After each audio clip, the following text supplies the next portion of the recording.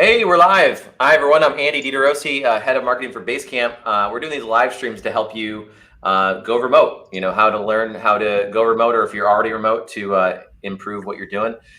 Today, I have Jane and Michael with me, who are both teams of one. Actually, all three of us are teams of one, meaning we are responsible for what might be a whole department in another company, but we do what we do. So, do you want to say hi, Jane and Mike? Yeah, hi, my name is Jane. I'm the data analyst at Basecamp, and I've been with the company for a little over a year. It's my first time working fully remotely, was when I joined Basecamp, and excited to share a little bit about how we structure the work. Maybe after Michael introduces himself, we can go through that. Hey, I'm Michael Berger. I lead our QA, quality, and accessibility work here at Basecamp. I've been at the company for 11 years now, and I'm based in Chicago. And what do I do?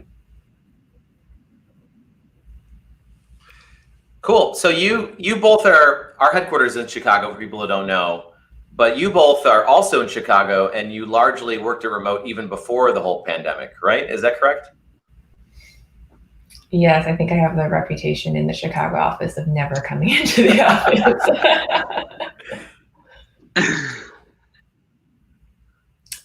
For me, it was a bit video mixed, challenges.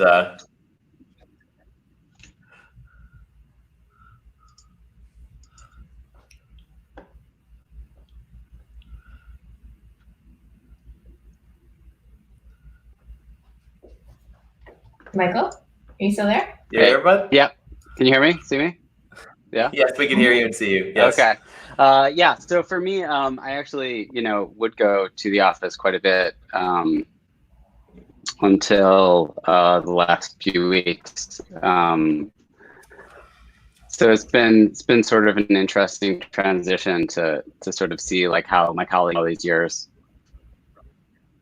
and one that I'm really enjoying actually. Cool.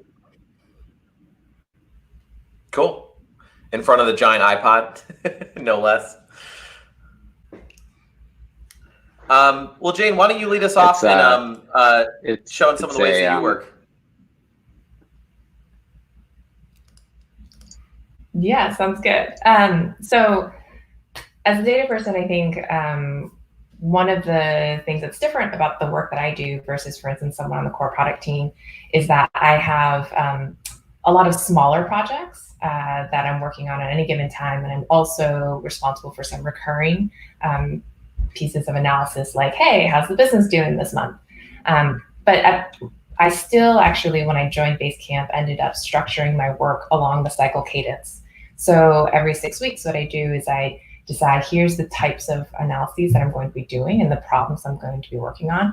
And I use a Basecamp to-do list to actually keep track of all of that and structure that out. Most of the analyses that I do are in a statistical language called R. And so I'm also pushing code into our GitHub repos. But outside of that, all the write-ups and everything themselves are in Basecamp. And one of the nice things about that is it's leaving this history of analyses. So for instance, when I joined Basecamp a little over a year ago, I was able to also go back and read a bunch of previous analyses and get caught up and learn a lot of the history just from what was already in the company account. I also collaborate with a bunch of other teams, which is really fun. And I work with consultants on a couple of different projects, anything that ranges from like, hey, how should we be doing this thing around accounting, to we need to refresh our policies about something, or we need to update some data infrastructure. And all of that work is in Basecamp. Even our accountants currently are working with us in Basecamp. And the last thing I'll point out about the work is when I first joined, there was a moment in which I wanted to figure out how do I have these like spaces to talk about projects that sort of fell in between departments. And one of the things that I really enjoyed about Basecamp was realizing that it was really easy to create a space to talk about a project because you just created a project and invited a couple people, told them, hey, this is why I decided to create this project. And then all of a sudden you had a new space that was dedicated to different topics.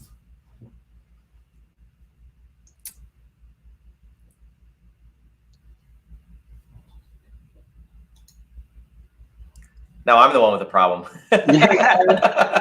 Yeah. This is it's just like our first time. I was gonna say, I would love for you to be able to show us some of that stuff, but a lot of your work is data work, so maybe you're not able to. Do you have anything that you would feel comfortable showing? Yeah, absolutely. Let me share my screen and I'll walk through some examples. Let's see.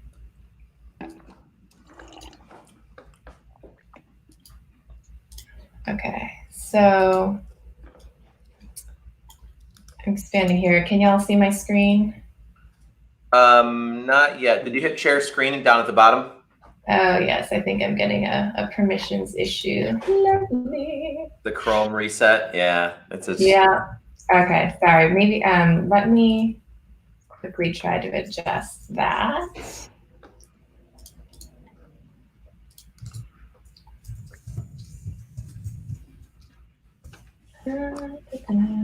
Your video is much improved, Michael.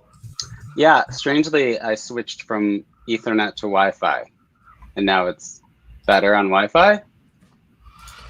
It's all guessing. Yeah. So much of IT is just guessing, just trying things out.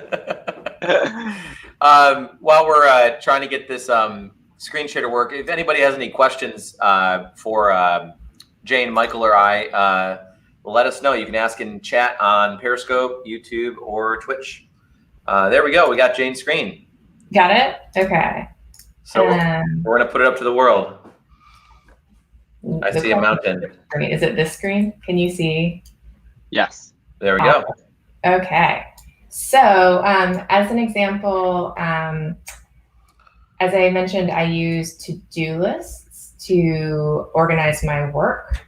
One of the things that I do is when I think about the work that I want to do in a given cycle, I have these like a template of thinking about like, this is the projects that I work on needs to fall into one of these categories. And so I try to think about the purpose of the projects that I'm working on and group them just to help me think through and keep grounded in this is the purpose of this particular project. And so that how I sort of select the projects depends on what other folks in the company are currently working on, and also what's really important right now for like future priorities. There is also a list that I keep in the data analysis project, which is just ideas and questions. So as people come up with questions, for instance, something might come up in support, or we might be, product strategy might be doing some research and trying to figure out a certain question, they can add a new request. And there's this really nifty little feature in Basecamp where you can be notified when a new to-do is added to your list. And so anytime that someone adds a to-do to this request list, I get a little message in my Hey menu. And what that does is it tells me, hey, someone's asked for something. And then I can take a look at it. And if it's something that's pretty urgent, I can immediately move that into my current cycles list and plan for that. Or sometimes if it's like a curiosity or the timing has like a little bit of wiggle room, I'll move that up into the category. And so when someone sees that I've moved the request into a category, it means I've read it, I've thought about it, I've tried to figure out like, where can this fit into? And so that's like one example of how, for instance, I manage the work. When I do write-ups, they often are in the form of a message. So for instance, this was a write-up about a project that we actually, our colleagues at the Rework podcast recently published an episode about. And it was this question of, hey, we have an accumulation of inactive accounts that are going on that aren't quite canceled, but also aren't quite active.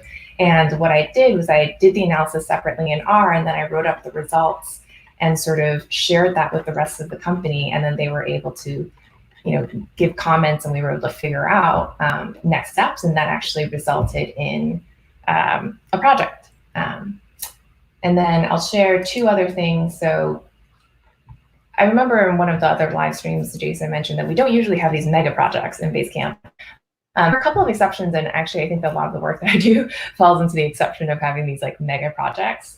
So for instance, we have this project called the Lab Book. And this is the single project where every time we do an A/B test, it is categorized and it is listed in this. And so whenever we know that we want to take a look at previous tests that we've done, we can go back to this one list and search it and be able to see all the results written up into to-dos, actually. So, the to-do will say, here's the A/B test, here's the original design, the variation, and then we can go through the analysis and what it means, all in a single discussion in a to-do list. And we're doing something sort of similar now I'm introducing some new dashboards so that some of the data at Basecamp is available to different folks in the company who want to go look at it, and it's going to live all in this one home. So I think what's really nice about Basecamp that I found is that you can be a little bit flexible depending on the purpose with how you use the different tools in the projects. Yeah, I want to get, doing the marketing work that I do, I want to get it organized into this. I actually kind of, whenever I'm looking for a way to organize one of my projects, I go and look at one of yours first. And then I say, basically I just change the word data to marketing. And it's really cool to be able to reference like very old experiments, I find it with the marketing stuff too. I'll have an idea around some kind of new ad or project, and I can usually find that something like it has been tried before, and at least see, to build on the growth and the pain of that prior project, rather than just having experience just lost to the ether. It was one of the things that surprised me most getting into Basecamp and working remotely, is that all this stuff exists in like a digital filing cabinet versus like Drive or like a chat like Slack is just an endless stream of stuff. It's in there somewhere, but good luck finding it. Not to turn this into a sales pitch, that's my own personal experience. Michael, you want to tell us a little bit about your work? Sure. Yeah. QA world. What's QA? So QA is otherwise known as quality assurance, and the way that this sort of works at Basecamp is whenever we're working on a new feature or a new product, sometime towards the end of the development cycle, once the feature is sort of built out, I'll come in and I'll start looking for bugs in the feature. I'll hammer on it, and I'll look for ways that the user experience could be improved. And then I'll provide that feedback to the development team to kind of decide whether it's something they want to address now, whether it's something we sort of want to hold off on doing until the future. A lot of times the concerns that are sort of sometimes we'll take an approach of, let's keep this in mind, but let's release it as is, and we'll see kind of like how this plays out. Is this actually an issue sort of once the feature is in production? That kind of puts me into a middle ground of being a team of one and not being a team of one. I'm officially the only quality and accessibility person here at Basecamp. But as of the last called Spiritech, and they employ software testers who are on the autism spectrum. And it's been really wonderful working with them. We brought them on to start looking for some bugs and evaluating quality of our new app. And it's been like sort of a huge level up in sort of the breadth and quality of bugs that we're able to find, and also the speed, being able to sort of have several people looking at a feature across platforms at once allows us to complete a lot quicker than we otherwise would be able to. So I can show you some things here as well. In addition to, I'll start here. Okay. So I guess maybe I'll just share screen 2 and share screen 1 and see how Let's see what it feels happens. about that. We're experimenting today. Yeah. I make some notes on this. I guess I think it might want me to quit in order to. It actually let me share the screen after I just gave it the permission. To, Let me try that. And Michael, you should definitely show oh, really? the big hack that you use for QA for marking priorities in bugs. That is a brilliant hack. I thought that would be a really good one. There we go. Okay, can you all see that screen or no? Okay. It is coming in. It just looks like black on our end. Oh, loading. Hey, there we go. So, all right. So this Let's is see the if this hack works. that Nope. Jane was. There we go. Good try. Yeah. So one thing that we've decided to do in our sort of bug collection process is to document all of our bugs in Basecamp. We've considered using sort of other products that are designed specifically for tracking bugs, but there's something that's being in Basecamp for this purpose, sort of seeing the rough edges, thinking about how we can improve that. And oftentimes that'll sort of result in hacks that was. And this one looks like I posted it back in December. And what I was sort of struggling with was we've been working on Hey, our new app, and the accumulation of bugs and feedback around the product was becoming unwieldy. Part of what I do in QA is sort of triage our bug list and try to bubble up prioritized concerns. And I was finding that this was very difficult without sort of a structure for priority groups. And research around methodologies and products sort of handle this. And I decided that in order to keep it simple, we would sort of focus on 4 levels of severity and priority.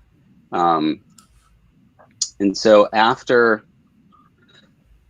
creating this sort of matrix, I gave category of these bugs colors. So obviously the red that you see in the upper left here is both urgent and critical, meaning that it's something that's soon, and also it relates to a very important function of the app. Whereas in contrast, if you look at the green box, it's something that is not working correctly, but we're unlikely to prioritize fixing it. But it's still good to know about. Sort of creating these color groups and talking a bit about what they are and how we use them. The hack that I put together was to create Basecamp users named with each of these colors, and then just using the assignment field on each to do in order to attribute that priority color to them. This has a couple of nice effects. You can see at a glance when you're looking at a project which to-dos are of different levels of priority. You use the Basecamp to gather up, let's say, the red priority to-dos across all of your projects. And so this is sort of what it looks like in a project in practice. You have all these sort of colored dots throughout your to-do lists. I also prefixed each one with just for other people to access these categorizations. Here's the sort of grouping that I was talking about, or the reporting rather. And then in this post, I went on to sort of include example work in that correlate with each of these levels. So so this has been really successful for us. Let me pull something else up here. So something that's sort of part of QA at Basecamp is the fact that our work really fluctuates. When a team isn't really when a team isn't ready for me and the Veritech team to come in and look for bugs, there's a lot of sort of free time. And a few years ago, as a response to that extra time, I decided to kind of throw myself into accessibility, learning products for accessibility issues, how to research remediation, how to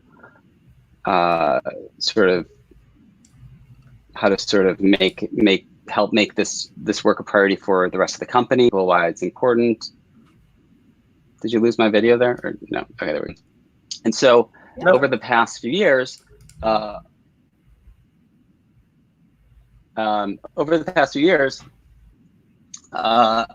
have throughout over the course of doing sort of QA testing on a new feature, I've been evaluating accessibility at the same time.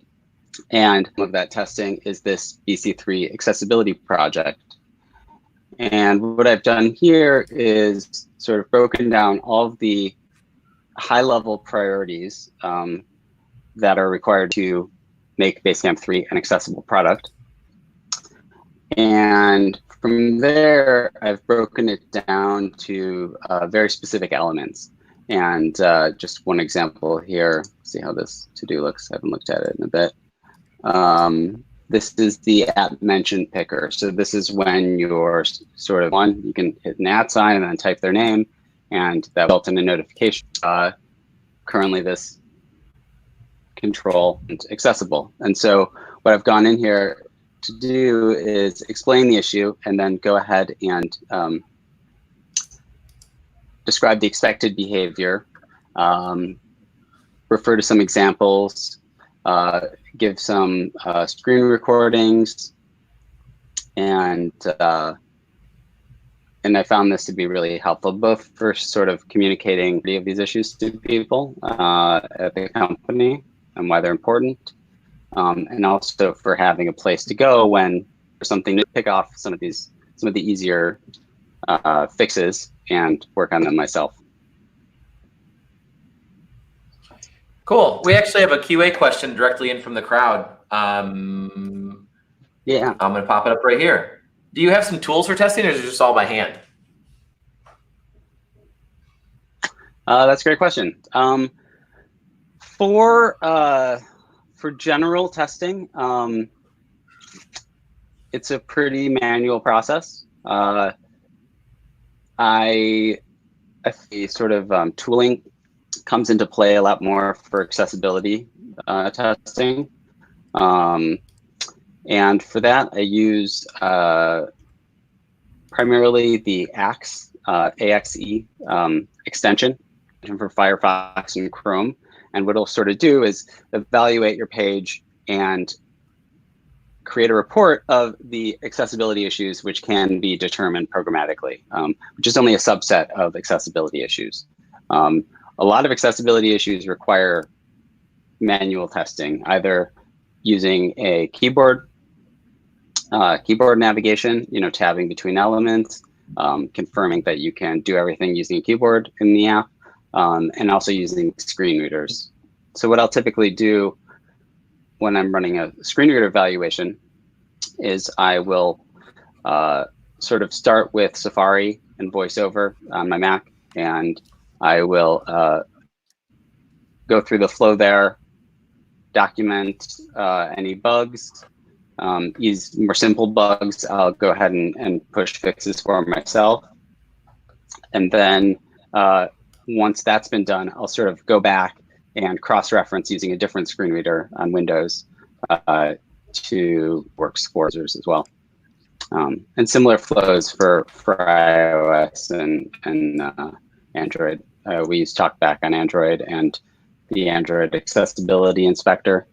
And on iOS, the built-in TalkBack voice over screen reader and the accessibility evaluation tools built into Xcode. Cool. Great question. Yeah, that's a good one. Yeah, I think, obviously every company has their own sort of boutique thing, but as a QA person of one with a third-party team, simple is probably best. Jane, we've got some tools that we made, haven't we, for data tracking? Like, I know a lot of people ask about, do we use Google Analytics? And if you follow David on Twitter, you probably already know the answer, but a lot of people don't. So you want to tell us a little bit? Sure. Yeah, I think my predecessor worked with the Ops and SIP team to develop an in-house web analytics tool.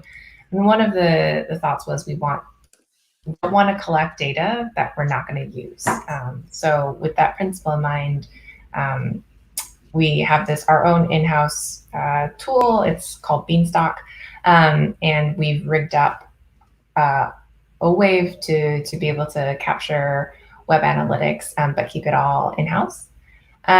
One of the nice things about that is it means that we can also more easily sort of customize dashboards and things coming out of it without having a lot of extra stuff that we don't care about in the view. So for instance, if your standard Google Analytics dashboard includes information like what's the gender breakdown of your visitors, or here's a list of the approximate age ranges, and we don't want to know that.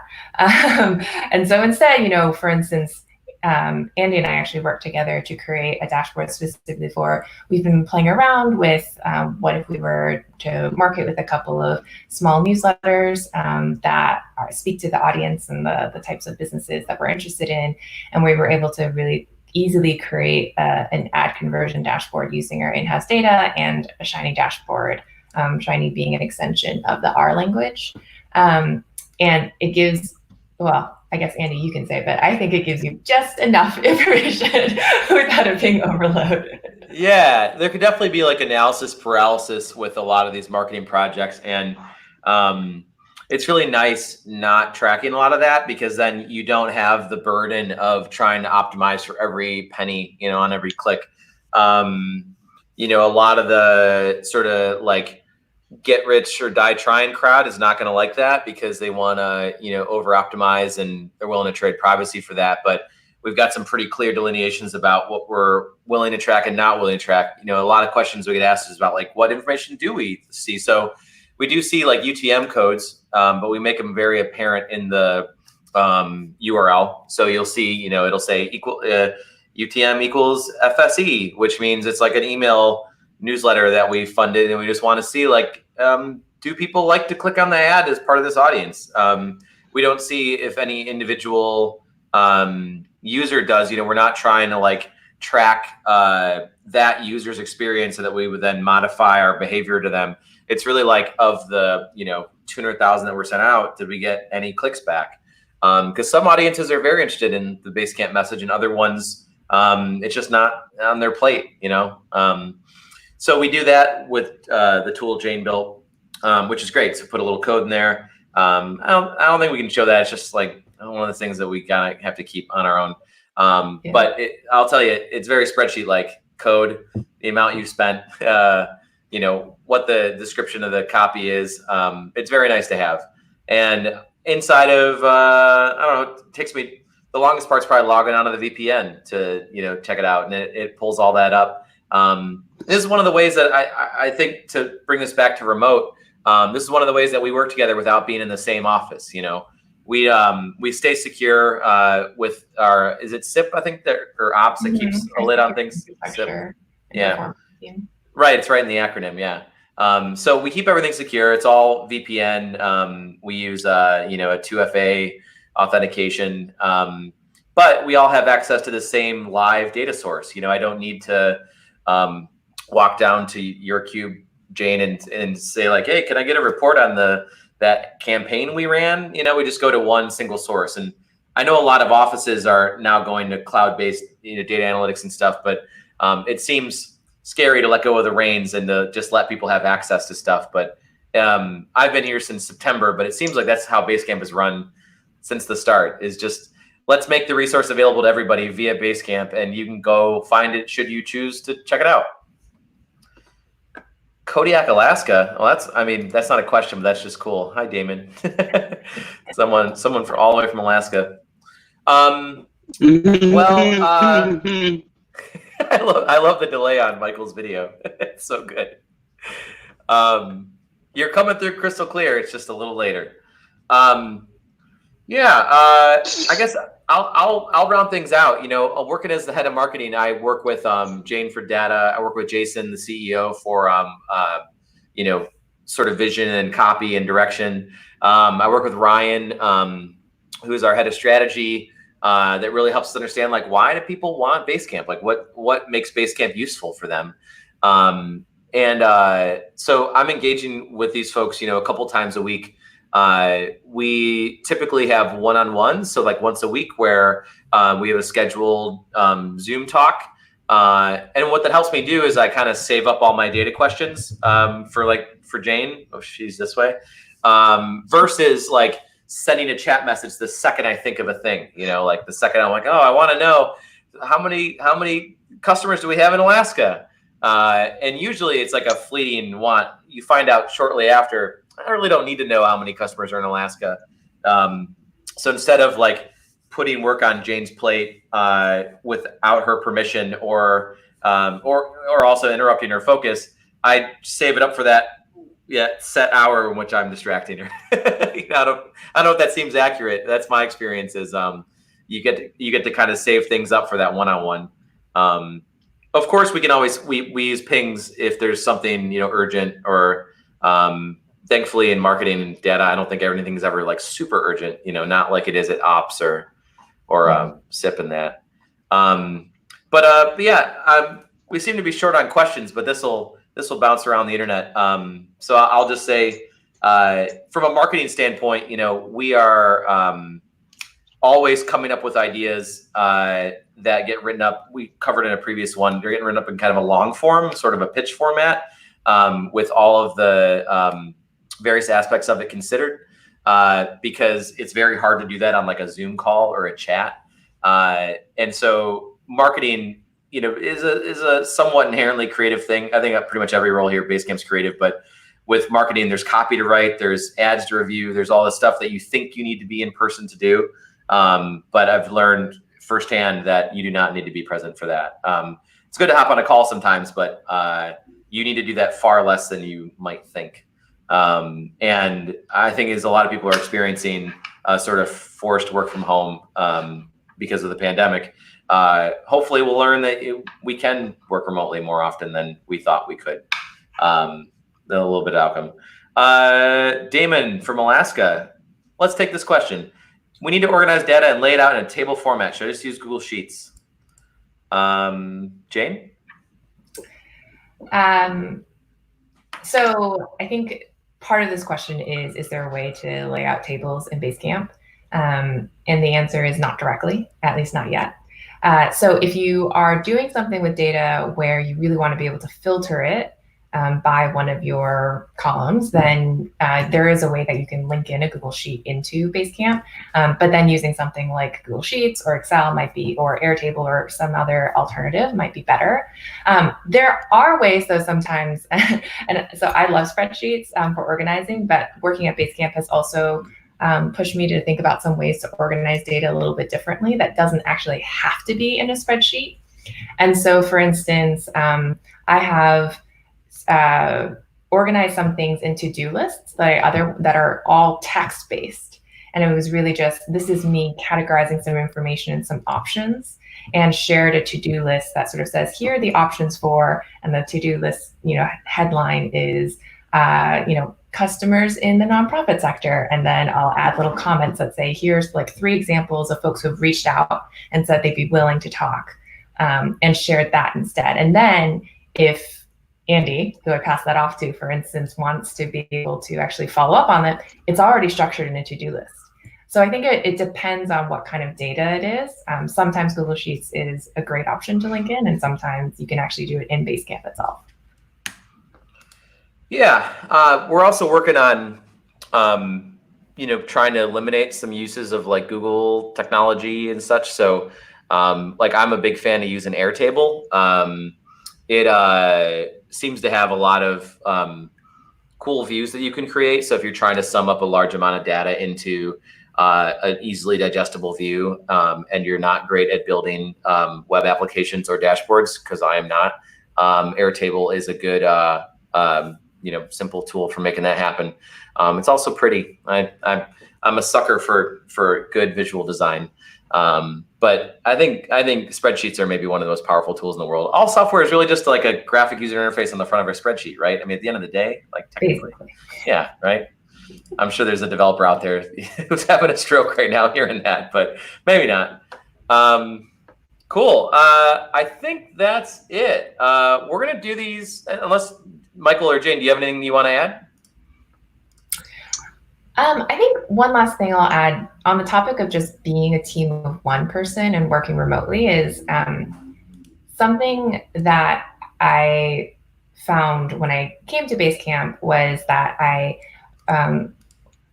it was a different structure in terms of like how to think about my own professional growth, for instance, and especially being a team of 1, right? You don't have, for instance, folks who are also in the same team to sort of give you a sense of how do you grow, or what does like what is an okay type of like skill growth or like responsibility growth. And one of the things that I actually ended up doing was turning to the product to help me like at least structure in the way of thinking through it, because as a team of 1, especially one that's like reactive and often responding to requests from other teams, it's easy for your time to just fly away. And so I have this like private little project. I think almost everyone at Basecamp has like a private project for themselves. And one of the things I do is I use the automatic check-ins feature, and it asks me, I've renamed it Big Picture Time. And once a month, it asks me a couple of questions like, how have I grown in the last month? What do I want to focus on growth-wise next month? And it's a really nice way for me to, as a team of 1, not have to remind myself constantly to also take a pause and think about my own professional growth. I can actually outsource that to Basecamp to remind me to do that thinking. And so that was one of the aspects that I was like pleasantly surprised to find out that the tool itself was able to help me as a team of 1 person. Yeah, I similar to that. Oh, go for it. I was just going to mention that something that I found super helpful was a few months ago, Jane and I started just having one-on-one conversations. I think it's been just incredibly useful being able to just chat with someone, not on your direct team, but someone, with experience,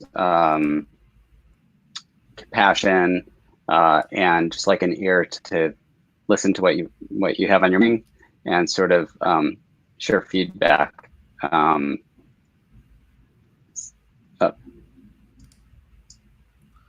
I still here? I had like a weird little surge situation here. You're still here. Okay.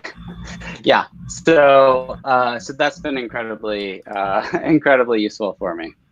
And the other thing I was going to mention is like sort of just time for physical health and sort of like creating a structure that works well for you.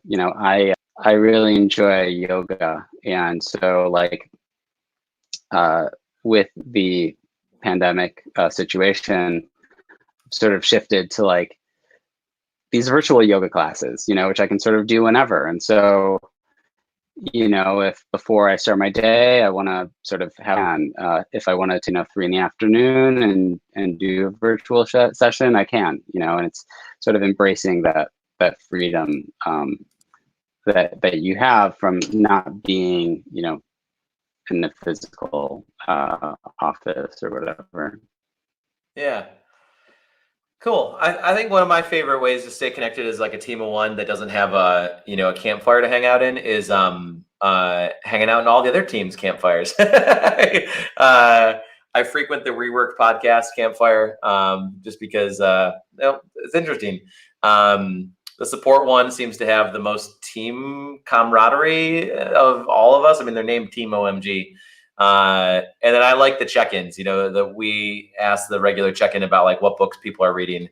And it turns out the Venn diagram of interesting book readers and Basecamp workers is like a circle. It's everyone has some like wildly interesting thing they're reading. So I use that as my book recommendation engine now. So I was really looking forward to this spring's meetup too, which was going to be really cool because it would have been my second one. So now I like have some groundwork laid to know, everyone, but pandemic. So, yeah, I think it's important especially if you're like living at home without anyone else to like make time for these regular connection pieces. Like the emotional is just as important as handling to-do items and, spreadsheets and stuff. That's my opinion. Cool. I think that about sums it up. Feeling good? Cool. So I think we figured out the delay is about 4 or 5 seconds. Thanks everyone. Appreciate you, Jane and Michael. And thanks for everyone for tuning in. We saw looks like about 1,000 people. So if you want to tune in again, I believe tomorrow we're doing hill charts with Jason and Ryan, which is great. It's Thursday. Yep. Thursday at noon Central. Just pulled up my calendar in Basecamp. And so tune in then, check out hill charts and see from the creator of it. Ryan wrote the book Shape Up. So should be fun. And again, we're always taking questions on Twitter. You just hit us with questions. We'll get you answers. So thanks, Jane and Michael. See you later. Andy, where are you? Bye.